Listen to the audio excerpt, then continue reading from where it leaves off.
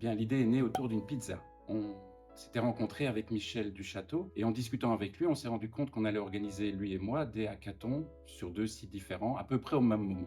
Du côté de l'ethnique, on s'est dit que ce genre de hackathon était particulièrement propice pour des étudiants, puisque ça leur permet de vivre une expérience professionnelle et en même temps de pouvoir réaliser un challenge en l'espace de quelques jours. Et puis de l'autre côté, à la Polytech de Mons, ils avaient pour projet d'animer un créathon, mais pour lesquels en fait ils cherchaient une manière un petit peu plus innovante de pouvoir l'associer à une vraie thématique et alors si possible à une entreprise qui avait vraiment des enjeux, des challenges connus. Et puis les deux ensemble, en parlant, on s'est dit que c'était une bonne idée de pouvoir simplement synchroniser les deux hackathons et finalement faire un événement dans lequel des professionnels et des étudiants pouvaient travailler ensemble sur les mêmes thématiques. Évidemment, on a eu plein d'idées qui sont venues à la seconde et on a tout imaginé comme possibilité.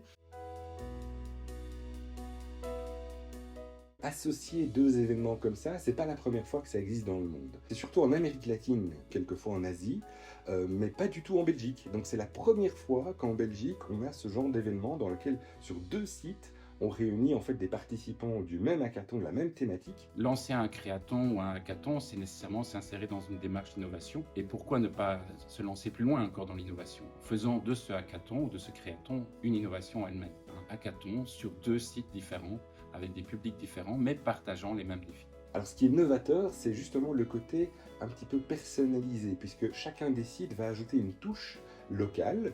La deuxième particularité, c'est que pour chacun des sites, on partage la motivation de contribuer à quelque chose de plus grand. Et on s'est dit, tiens, on va tester ce que ça donne. Et Monsieur Fortan était à ce niveau-là partant, était sur la même longueur d'onde que nous. Et voilà, on a pris ça comme une expérimentation pour voir si après on pouvait aller plus loin et faire profiter d'autres universités ou autres écoles autour d'un événement central qui est le Hackenwo. La première chose dont on a profité dans le cadre de cette collaboration, ce sont les défis qui avaient été énoncés par le Hackenwo, auxquels nous, vraisemblablement, en tant qu'ingénieurs civils, on n'aurait pas pensé. Donc ça a poussé nos étudiants un peu en dehors des cadres de réflexion habituels, en les poussant à aller chercher quelque chose dans des besoins sociétaux plutôt que des besoins technologiques. Ce qu'on a essayé d'apporter, c'est vraiment nos compétences et nos connaissances scientifiques et technologiques.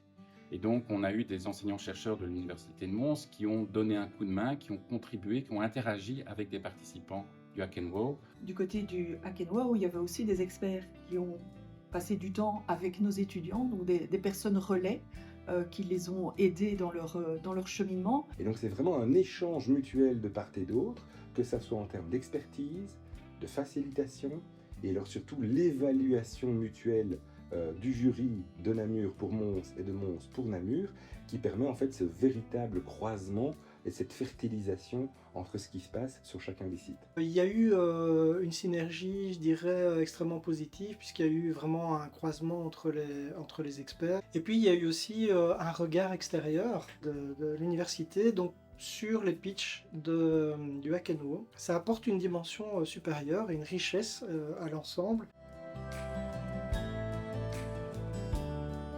Le fait de travailler en réseau comme ça donnait une dimension supplémentaire à l'événement. Et donc pour moi, c'est la cerise sur le gâteau. Ouais, je trouve que ça s'est vraiment bien passé. Pour une première fois, c'était une expérience assez inoubliable. C'est assez époustouflant de voir ce qui est possible de faire avec une action telle que celle-là. C'est une grande première qui a apporté beaucoup de résultats. Ce genre d'expérience, que ce soit pour la Polytech de Mons ou pour l'ethnique, est vraiment une plus-value, que ce soit en termes de synergie, de collaboration, de coopération avec des universités comme l'Université de Mons qui fait partie de la Fédération Wallonie-Bruxelles. Et donc c'est une ouverture pour d'autres écoles ou d'autres universités. On peut maintenant aller chercher d'autres partenaires, d'autres institutions, des établissements scolaires qui souhaitent participer à l'aventure sans forcément être limités par le nombre de participants.